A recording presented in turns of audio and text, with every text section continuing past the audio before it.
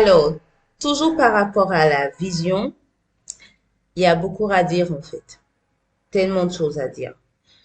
Vous voyez, si vous voulez un foyer hein, dans lequel on va très bien s'entendre, il va y avoir la paix, il va y avoir peut-être trois enfants, et puis voilà, trois enfants ou deux enfants. Hein.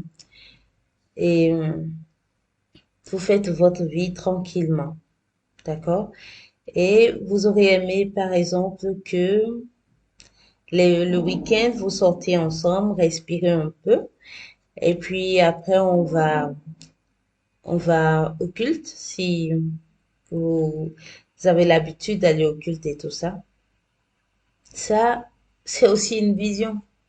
C'est la vision, en fait, de l'organisation de votre foyer. D'accord? Et une personne que vous voyez aujourd'hui, il faut que cette personne-là pense à ça aussi. Donc, dans la vision, c'est tout ce que vous avez en fait comme projection pour l'avenir et qui est dans chaque aspect de votre vie. Et une fois qu'une femme ou un homme va intégrer votre vie, c'est sûr que cette personne-là devient aussi une pièce maîtresse de l'accomplissement de cette vision. D'accord?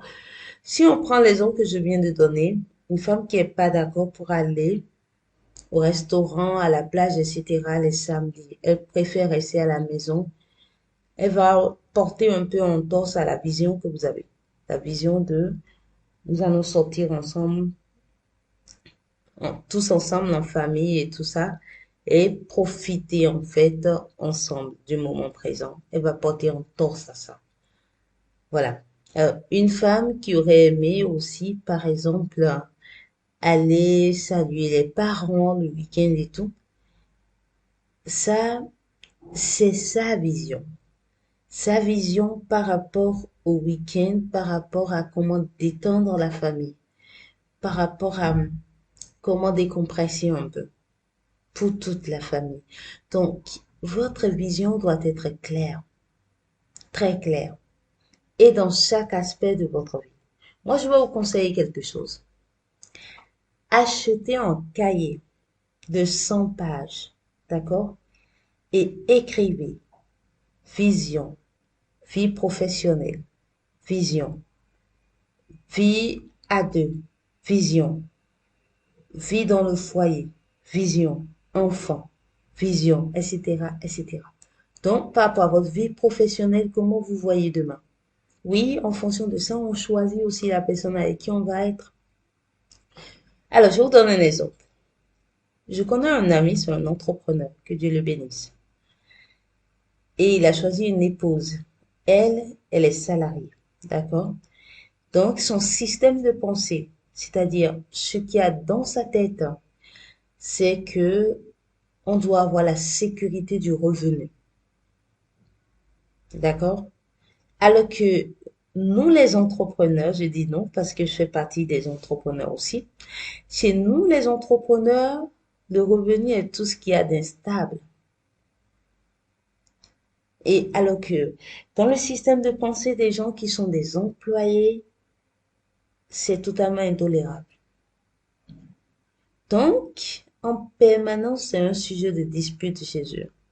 Et elle passe son temps à sensibiliser son mari sur la nécessité d'aller prendre un emploi. Et ça fragilise le couple depuis des années en fait. Parce que le monsieur, lui, il sait qu'il a reçu l'appel d'entrepreneur. Oui, être un entrepreneur, c'est recevoir un appel. Hein. Moi, je le dis souvent. Si vous n'avez pas reçu un appel, vous allez vite démissionner. Très vite même. Donc, c'est très important ça. Si par rapport à sa vision d'être entrepreneur, de demeurer entrepreneur, de faire beaucoup d'argent, de faire beaucoup d'argent dans l'entrepreneuriat, si par rapport à cette vision-là, il avait choisi une femme en conséquence, je pense que cette problématique n'existerait pas aujourd'hui. C'est-à-dire, la problématique de va chercher un emploi, ce serait pas un problème, ce serait pas un débat, ce serait pas un sujet. Oui, ce serait pas du tout un sujet dont on va en parler. Il va y avoir d'autres challenges, il va y avoir d'autres défis, mais il n'y aura pas ça comme défi. Donc, c'est-à-dire que vous allez anticiper sur les défis que vous allez avoir. C'est très important, hein. Donc, mettez chaque aspect de votre vie, professionnel, aspect paix, tout type d'aspect qui est important pour vous. Tout ce qui est important pour vous, mettez, et puis voilà. Alors, mais, votre vision par rapport à la gestion de la belle famille, par rapport à la gestion de vos familles, mettez, pour que la personne qui va rentrer dans votre vie, vous puissiez la choisir en fait en fonction de ça. D'accord, on ne va pas s'attarder à vision parce qu'il y a plein de choses qui nous attendent derrière, mais j'aimerais vous expliquer un peu. Alors, parlons de centre d'intérêt. D'accord? Si ce qui vous passionne ne passionne pas un peu votre âme sœur, ça va être difficile. Oui, moi je suis entrepreneur, mon époux c'est un passionné de l'entrepreneuriat, c'est un entrepreneur à 100%. Et j'arrive en fait à m'entendre avec lui. C'est vrai que c'est pas tout le temps évident, mais j'arrive à m'entendre avec lui. Pourquoi? Parce que moi-même je partage cette passion-là. C'est très important, hein, les centres d'intérêt. Si vos centres d'intérêt sont totalement divergés, c'est un problème. Ça peut devenir un problème. Donc, regardez vos centres d'intérêt. Alors, vous aimez l'informatique, d'accord? Et, parce que c'est un autre domaine dans lequel je suis. Et puis, votre partenaire, ça ne lui dit rien. Il n'aime pas un tout petit peu même, rien du tout. Alors, quand vous serez en train d'en parler, ça va l'ennuyer. En fait, c'est ça. Avoir des centres d'intérêt en commun, ce n'est pas pour le plaisir, non, c'est pour ne pas ennuyer l'autre. Ça va l'ennuyer en fait. Quand on a des centres d'intérêt en commun, ben ça n'ennuie pas. En plus, on a tellement de sujets de dialogue. Donc, regardez tout ce qui vous passionne. Si vous aimez faire le sport, par exemple, tout ça, ça va consolider votre foyer. Si vous aimez marcher et que l'autre aussi aime marcher, ou bien l'autre aime courir et après, bon, ensemble, vous vous êtes dit, bon, pourquoi on ne marche pas ce samedi et puis après on court l'autre samedi, etc. Ben, tout ça, ça apporte plus de vie dans, dans le foyer, dans la vie à deux, dans le couple. Voilà. Alors, il y a la question du métier. Il y a des métiers, en fait, qui s'assemblent bien. D'accord? Donc, regardez aussi de ce côté-là. Alors, je vous donne un exemple précis, ça va vous éclairer. Vous, vous aimeriez, en tant que femme, vous aurez aimé avoir un homme qui va être souvent présent, à partir peut-être déjà de 20h, 21h, par la grâce de Dieu, il est à la maison. Et vous allez épouser un médecin qui, lui, il est chirurgien. Ah, on a un problème, hein.